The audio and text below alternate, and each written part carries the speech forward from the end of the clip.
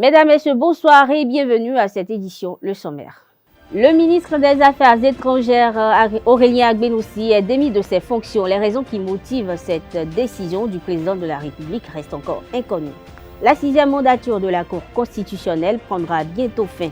L'identité des nouveaux membres de la haute juridiction, connue à suivre dans cette édition, l'opinion des populations. Plusieurs blessés enregistrés dimanche 21 mai dernier lors d'un spectacle de Egougou dans le quartier Saint-Rita de Cotonou. Une enquête est ouverte à cet effet.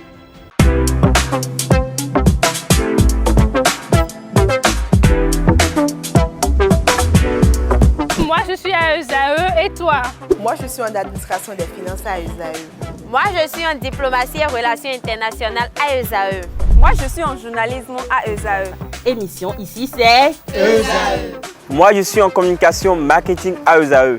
Moi, je suis en droit à ESAE. Moi, je suis en gestion des ressources humaines à ESAE. Moi, je suis en gestion des marchés publics à ESAE. Moi, je suis en administration du travail et de la sécurité sociale à ESAE. Moi, je suis en sciences économiques à ESAE. Moi, je suis en banque finance à ESAE. Moi, je suis en administration générale à ESAE. Moi, je suis en audit et contrôle de gestion à ESAE. Moi, je suis en sciences juridiques à ESAE. Moi, je suis en administration générale et territoriale à ESAE. Moi, je suis en transport logistique à ESAE. Moi, je suis en gestion des projets à ESAE. Rejoignez-moi, c'est la meilleure université. Nous sommes à ESAE. Rejoignez-nous. À ESAE, l'excellence a un nom.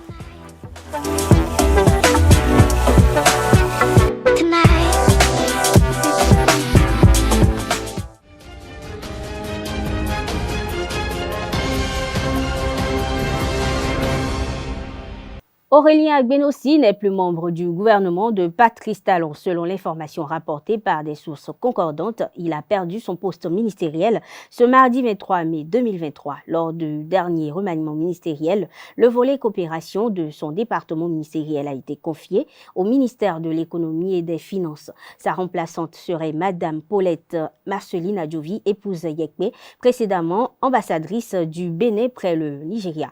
Il faut préciser que sur la nouvelle, le gouvernement n'a pas encore réagi. Sur la question, le porte-parole du gouvernement, Wilfried Léon Ndoumbédi, n'a ni confirmé ni infirmé le limogeage de Aurélien Agbenoussi. Selon lui, ce qui doit être sera et au moment opportun. Le président de la République, Patrice Talon, tient une conférence diplomatique avec les ambassadeurs et chefs de mission diplomatiques en poste à l'étranger. Le 30 mai prochain, elle sera présidée par le président Patrice Talon lui-même.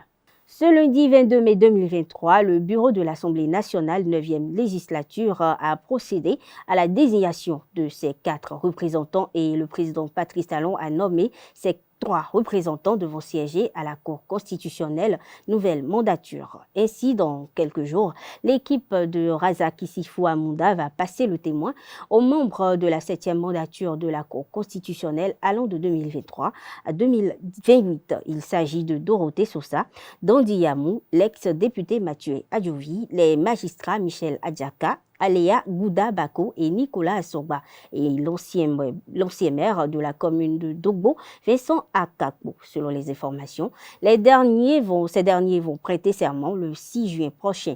L'actuelle mandature, la 6e, bien sûr, dirigée par Razak Issifou Amadou, finit le 5 juin prochain. Pour rappel, la Cour constitutionnelle est composée de 7 membres, dont 4 sont nommés par le bureau de l'Assemblée nationale et 3 par le président de la République pour un mandat de 5 ans renouvelable une fois. Parlons toujours Cour constitutionnelle. Ces nouveaux membres ont été désignés et sont désormais connus. Ils siégeront au titre de la nouvelle mandature. Une équipe de notre rédaction s'est rapprochée de quelques citoyens pour avoir leurs impressions sur la composition de ce nouveau mandat. Ils sont au micro de Francis Farami, Nansérine Fatoumbi. C'est un bon choix, c'est ça la démocratie. Donc il ne faut pas toujours utiliser les mêmes personnes.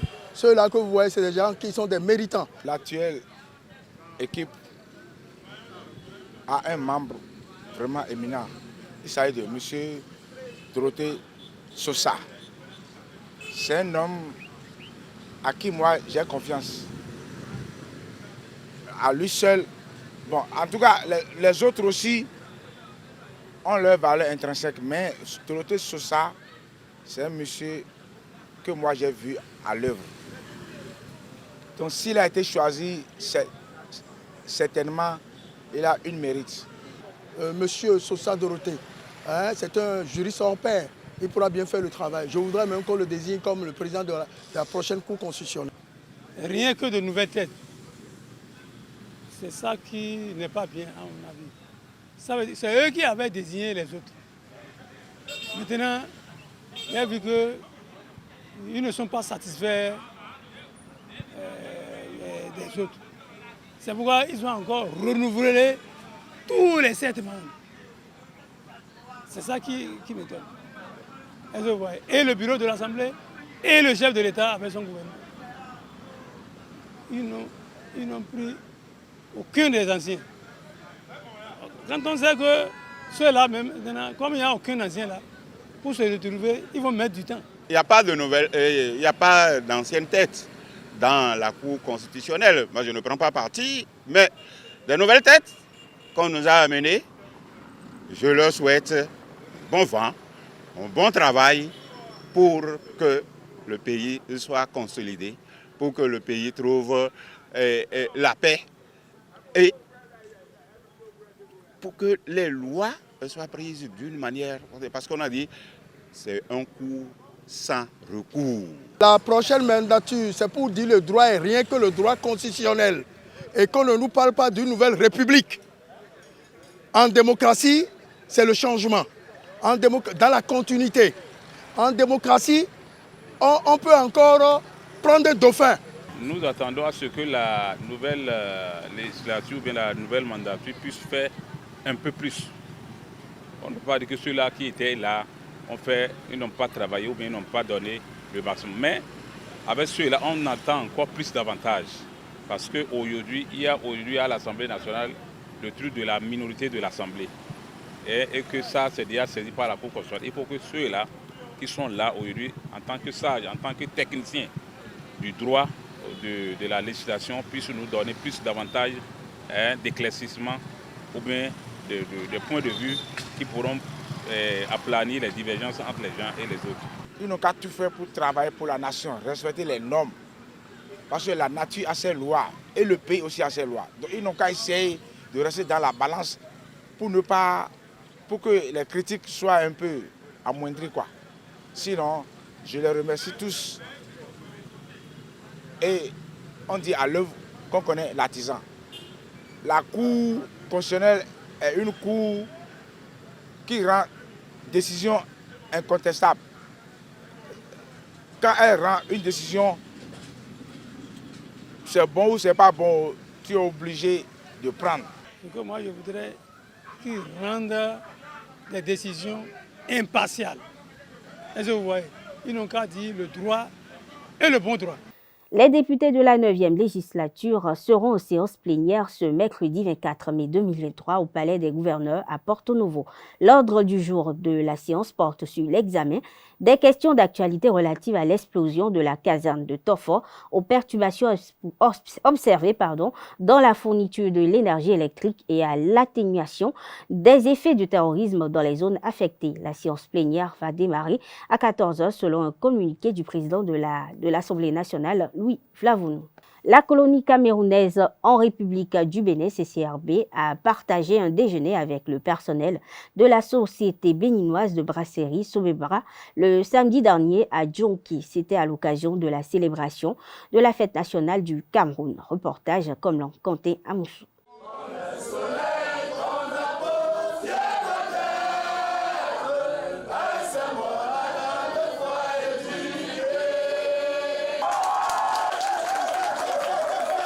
C'est dans cette ambiance que la colonie camerounaise en République du Bénin, CCRB, a célébré la 51e édition de la fête de l'unité ce samedi 20 mai 2023. Les Camerounais résidant au Bénin ont marqué cette journée par un déjeuner avec le personnel de la Sobebra. Paulin Kouetier, vice-président de la CCRB, n'a pas manqué de remercier les Béninois pour leur hospitalité durant toutes ces années.